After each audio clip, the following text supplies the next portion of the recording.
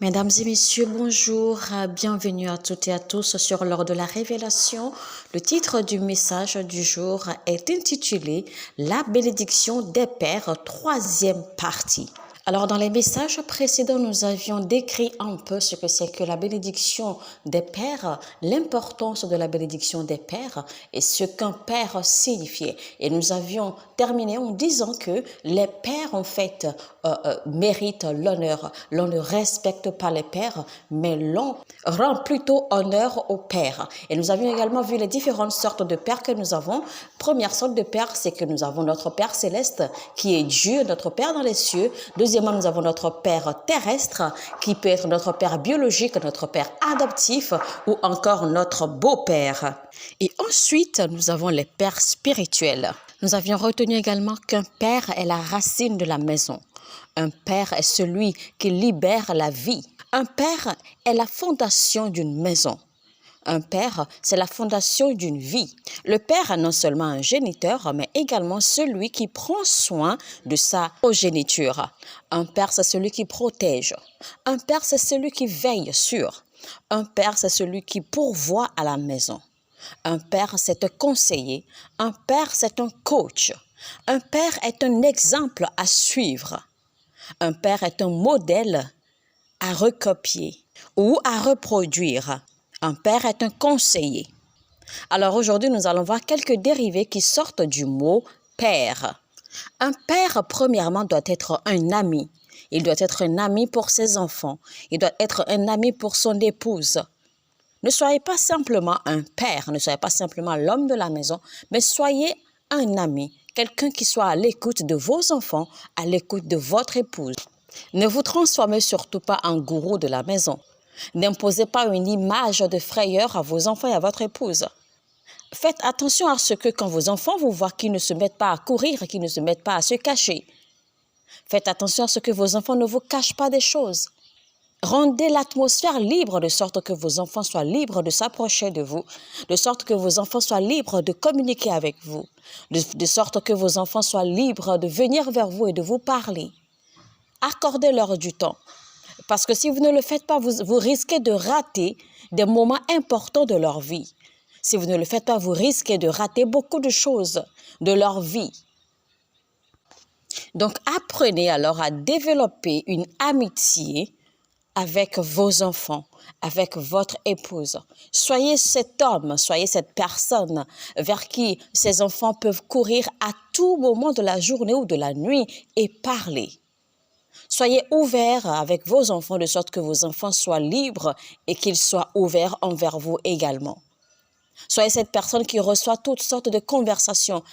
Permettez à vos enfants de vous parler de toutes sortes de sujets. Deuxièmement, un père doit être quelqu'un de très affectionné. Un père doit être très attentionné. Un père doit s'inquiéter, doit se faire du souci. Un père doit s'intéresser à tout ce qui se passe dans la vie de ses enfants et de son épouse.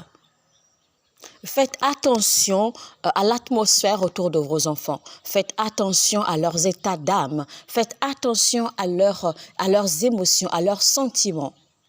Apprenez à piquer des choses, à piquer des éléments dans l'atmosphère. Apprenez également à poser des questions à vos enfants de sorte à avoir des réponses. Vous devez être quelqu'un de très, très attentionné, de très, très affectionné. Que vos enfants soient capables de voir en vous l'amour que vous portez pour eux. Que vos enfants voient en vous cette affection, cette tendresse que vous avez pour eux. Troisièmement, un père est un enseignant. Il vous revient à vous en tant que père d'enseigner vos enfants. Il vous revient à vous en tant que père de leur donner des instructions. Ne faites pas des suppositions concernant vos enfants. Ne vous dites pas que mon enfant est supposé connaître ceci, mon enfant est supposé connaître cela. Non, il vous revient à vous de leur enseigner ce que vous voulez qu'ils connaissent. Il vous revient à vous de leur apprendre ce que vous désirez ou ce que vous pensez qu'ils doivent connaître. Vous devez être sûr que vos enfants connaissent ceci ou qu'ils ne connaissent pas cela. Et il vous revient à vous alors de leur enseigner. Il vous revient à vous de leur donner des instructions, de leur donner des directions, de leur montrer la voie à suivre.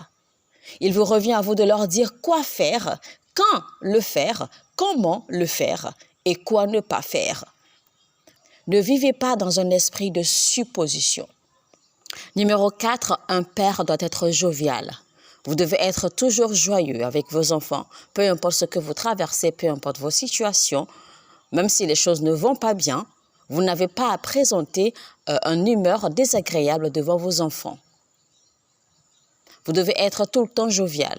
Vous devez faire cet exercice pour paraître tout le temps gai, tout le temps joyeux, tout le temps content devant vos enfants. Vous devez avoir bonne mine devant vos enfants. Ne soyez pas ce père qui se met en colère tout le temps. Ne soyez pas ce père qui gronde les enfants régulièrement. Ne soyez pas ce père qui n'arrête pas de réprimander ses enfants à la moindre petite faute. Faites en sorte que l'atmosphère autour de vous, faites en sorte que l'atmosphère dans votre maison soit gaie. Faites en sorte que l'atmosphère dans votre maison soit joyeuse. Car votre maison n'est pas un camp militaire. Ne permettez pas une ambiance trop sérieuse dans votre maison. Permettez qu'il y ait de la joie, qu'il y ait de la gaieté, qu'il y ait de l'humeur partout. Créez de l'humour parfois. Permettez que vos enfants rient. Permettez que vos enfants éclatent de rire. Car peu importe la façon dont vous aimez vos enfants, peu importe la façon dont vous aimez votre épouse, s'il n'y a pas de la vie dans cet amour, s'il n'y a pas de la joie, s'il n'y a pas de la gaieté, s'il n'y a pas de l'humeur ou de l'humour dans votre amour, cet amour ne sera pas vivant. Et donc, personne ne pourra supporter ce genre d'amour. Personne ne pourra véritablement ressentir ce genre d'amour. Un autre point, un père doit être enthousiaste. Vous devez être enthousiaste, excité de voir vos enfants grandir. Car quand vous plantez une semence dans la terre, vous espérez que cette semence germe. Vous espérez qu'elle grandisse et qu'elle porte des fruits. Alors cela doit être la même chose pour vos enfants. Vos enfants sont vos semences que vous avez portées. Vos enfants constituent cette semence que vous avez mise en terre. Et donc vous espérez que vos enfants germent et que vos enfants grandissent et que vos enfants portent des fruits.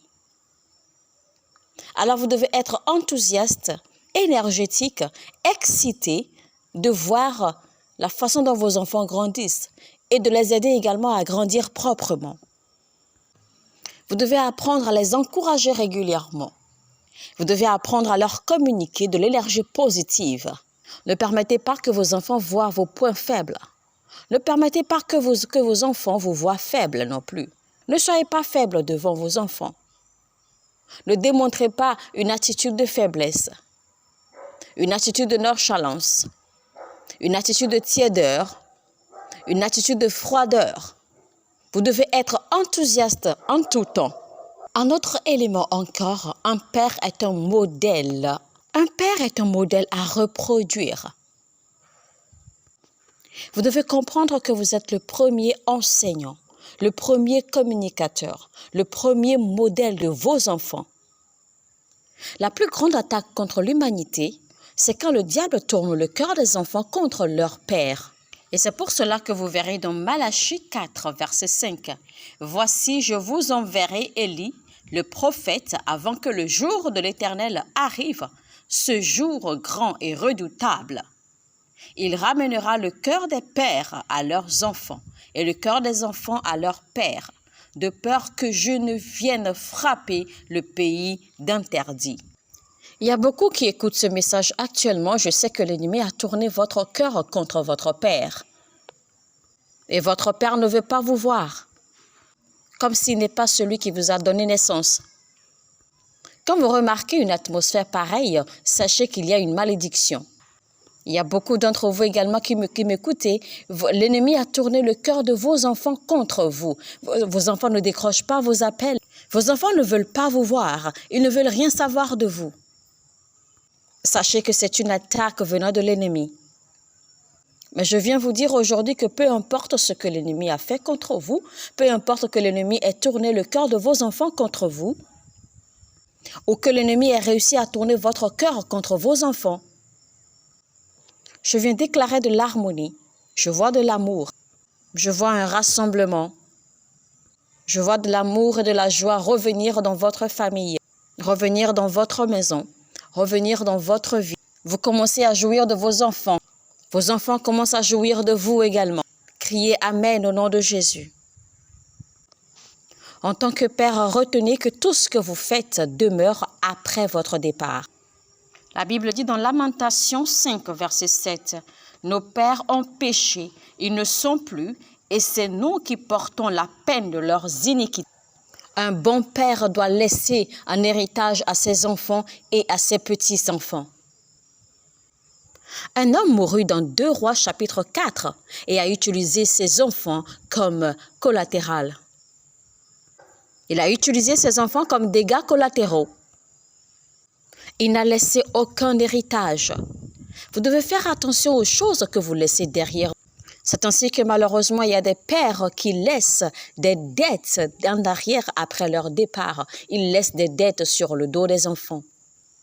Alors, quels sont les devoirs d'un père? Qu'espère-t-on d'un bon père? Premier devoir, l'on espère qu'un père pourvoie à la maison. Ce qui fait de Dieu notre Père, c'est parce que Dieu pourvoit pour nous en tout temps. Il a pourvu la vie. Père, vous êtes le seul genre humain à qui Dieu a légué son titre de Père. On appelle Dieu Père et Dieu vous a emprunté, il vous a prêté ce titre parce que Dieu espère que vous soyez aussi responsable qu'il est lui-même. Il est dit dans 1 Timothée chapitre 5 verset 8, « Si quelqu'un n'a pas soin des siens, et principalement de ceux de sa famille, il a renié la foi et il est pire qu'un infidèle. » Quand vous pourvoyez à votre maison, cela démontre combien vous êtes responsable. Alors, père, il est normal que votre femme, que la mère de la maison pourvoie également. Il est tout à fait normal que la femme de la maison vous assiste, d'accord, dans les besoins de la maison. Mais vous n'avez aucun droit de laisser toutes les charges de la maison à votre femme. Même si il arrivait qu'elle soit plus riche que vous, même s'il arrivait qu'elle ait plus de capacité que vous n'avez pas le droit de lui abandonner toute responsabilité qui est votre.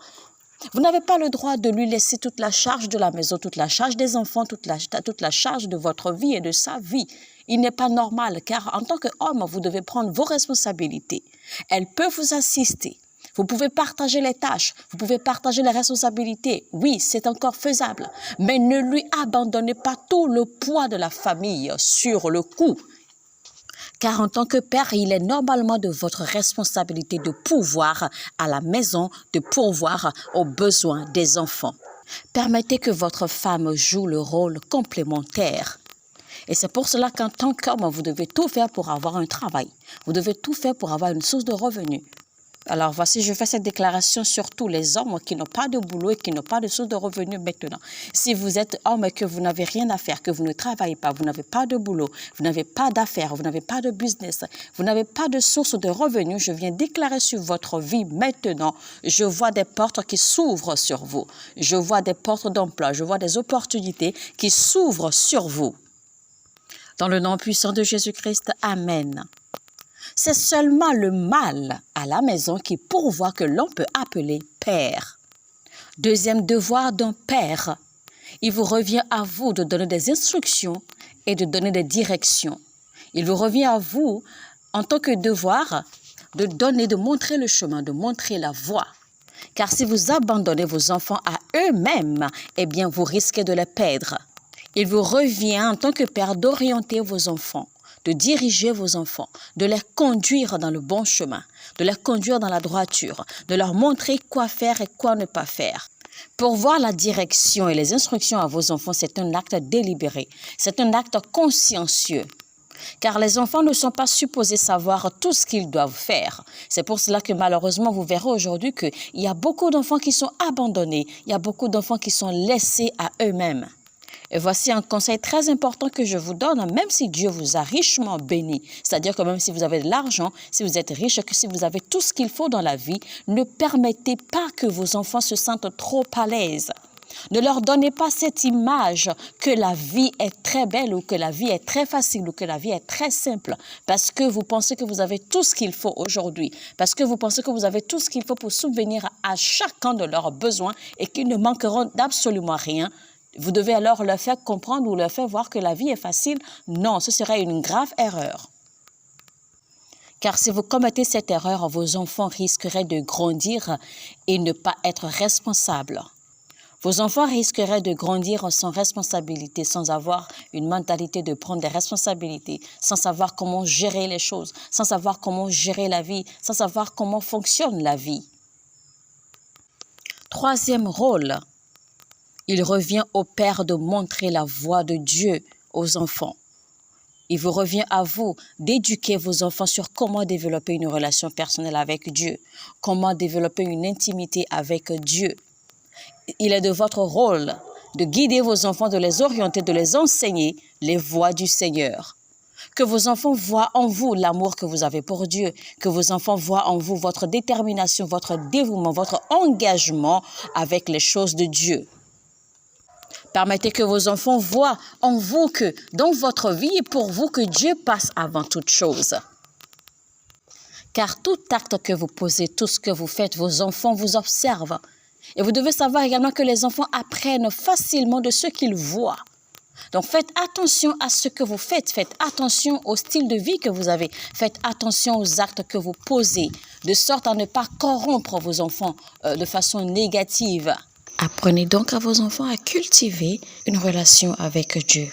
Un autre point, un père veille au bien-être des enfants. Un père doit prendre soin de la santé des enfants. Il doit s'occuper, il doit veiller à ce que les enfants ne manquent de rien. Il est écrit dans Matthieu 7, verset 9, « Lequel de vous donnera une pierre à son fils s'il lui demande du pain? Ou s'il demande un poisson, lui donnera-t-il un serpent? Si donc méchant comme vous êtes, vous savez donner de bonnes choses à vos enfants, à combien plus forte raison votre Père qui est dans les cieux donnera-t-il de bonnes choses à ceux qui les lui demandent? » Ce qui veut dire que ce que Dieu espère d'un père, c'est qu'un père soit un donneur. Apprenez à donner de l'argent à vos enfants. Apprenez à donner de l'argent à votre épouse. Un père est un protecteur. Protégez votre famille. Protégez vos enfants. Protégez votre épouse. Même quand vos enfants sont en erreur, ne les punissez pas publiquement. Ne les jetez pas en pâturage. Punissez vos enfants dans l'amour. Punissez-les, réprimandez-les, mais avec amour. Ne les condamnez pas, ne les jugez pas, ne les insultez pas, ne les jetez pas en pâturage au monde. Défendez votre famille et protégez-la.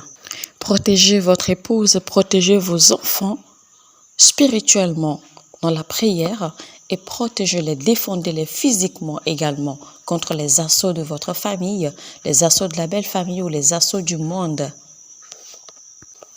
Protégez-les des abus du monde, protégez-les des abus de la famille, protégez-les des humiliations. Alors un autre point, un dernier point, si vous voulez avoir une maison heureuse, si vous voulez que vos enfants vous aiment et que vos enfants soient toujours avec vous, aimez leur mère, c'est-à-dire que aimez votre épouse, démontrez-lui de l'amour. Car peu importe ce que vous offrez à vos enfants, peu importe ce que vous donnez à vos enfants, si vous n'aimez pas leur mère, vos enfants vous combattront. Vos enfants seront contre vous. Et même si vous pensez que votre femme ou que la mère de vos enfants est mauvaise, ne le démontrez pas, ne l'affichez pas. Permettez que les enfants le voient d'eux-mêmes. Mesdames et messieurs, ce sera tout pour notre programme du jour, Heure de la Révélation. C'était donc la bénédiction des pères, troisième partie et fin. Nous espérons de tout cœur que ce message vous a été d'une bénédiction et nous vous encourageons à le partager au maximum autour de vous. Activez la cloche de notification afin de recevoir un rappel pour nos prochaines publications. Nous vous remercions de nous soutenir sur cette chaîne par votre abonnement. Aidez-nous donc à édifier le corps du Christ davantage et que Dieu vous bénisse abondamment.